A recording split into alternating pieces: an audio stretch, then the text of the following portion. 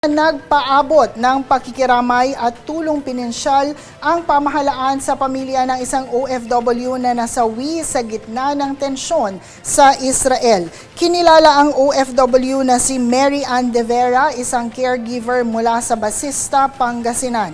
Ayon sa ulat, nasawi si De Vera matapos tamaan ng misail ang kanilang tirahan sa Tel Aviv habang tinutulungan niyang mailigtas ang kanyang employer.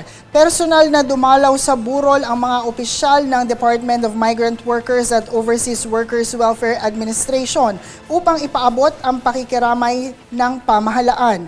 Nagbigay rin ang DMW ng financial assistance mula sa Action Fund upang makatulong sa pamilya ng OFW.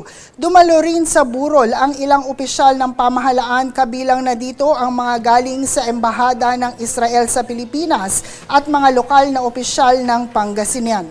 Tiniyak ng pamahalaan na patuloy itong magbibigay ng suporta at tulong sa pamilya ng nasawing OFW.